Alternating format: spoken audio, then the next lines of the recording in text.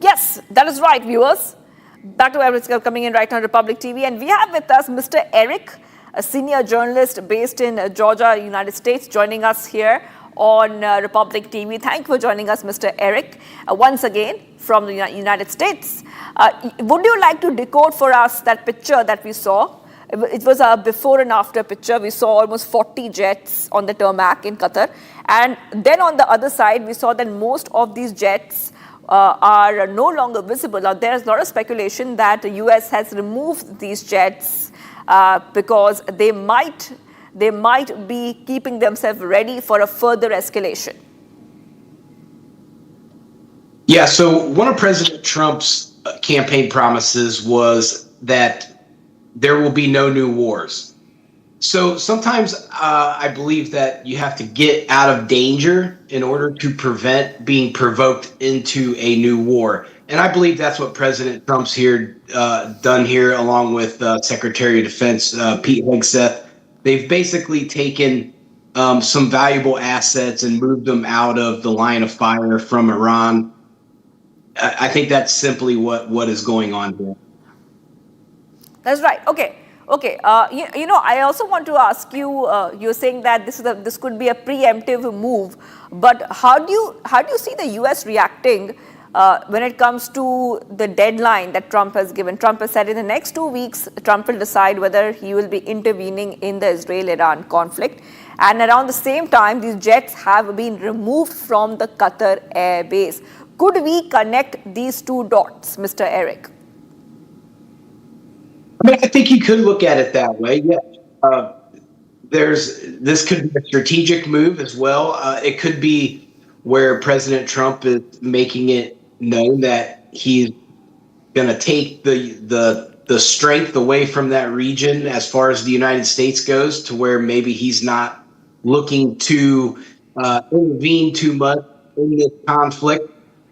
That's where I see this going, where President Trump's going to do everything he can to keep U.S. resources out of that region, to stay out of that war between Israel and Iran.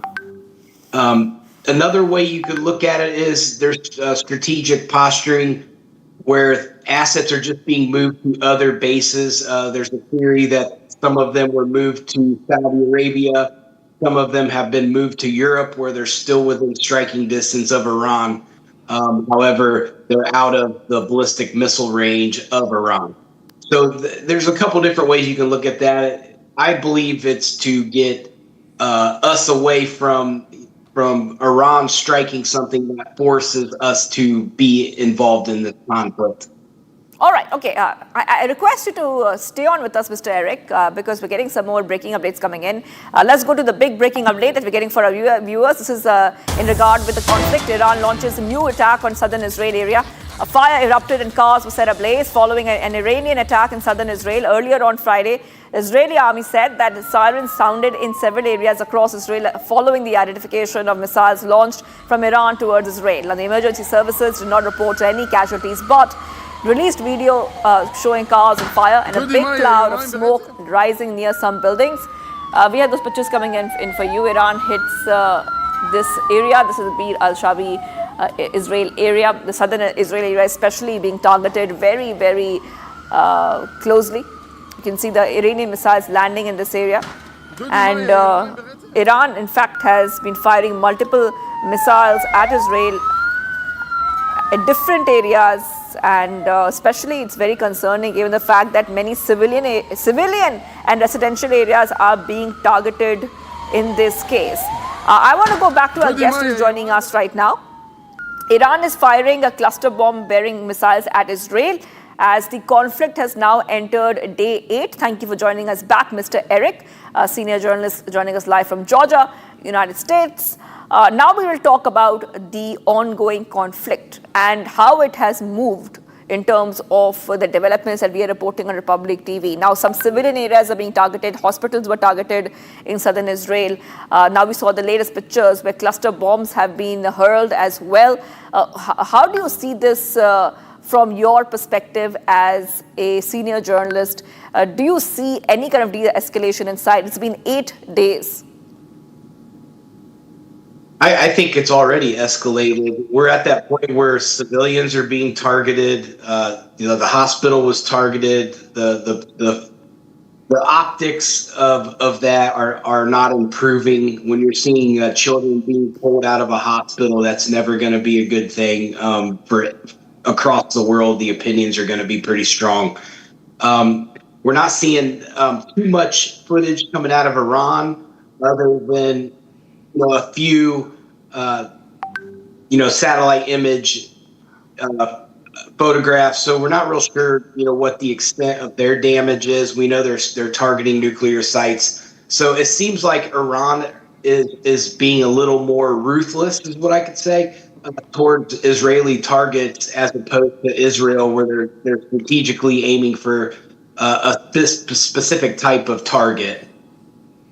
All right, Mr. Eric, I wanted to hold on once more because we are getting some more breaking news coming in. Now, both updates are here, but there's a third update that we have got for our viewers. Breaking news coming in. Iran has launched a barrage of missiles on Israel's Beersheba city. Once again, several injured in Iranian strikes in this area. Iran is targeting multiple areas and residential areas as well. You can see those pictures coming in right now, and extensive damage can be seen. Extensive damage can be seen. We have seen that there's also a public warning is released by the Israel military, warning of the dangers of unexploded bombs and missiles. Let's go back to our guest who's joining us right now. I want to come back to you because, we're showing these pictures to our viewers. We're showing different areas which are being struck by Iran. We are seeing extensive damage. We're seeing people screaming and shouting for help. They targeted a hospital. At the same The Sleep Company brings you pure, innovative science in every mattress. This is India's only patented smart grid technology. It adapts and quietly readjusts to the shape of your body, providing softness to relax your pressure points and firmness to support your back. It has more than 2,500 plus air channels that keep you cool all night, so you can sleep peacefully. The Sleep Company. Visit our nearest store now.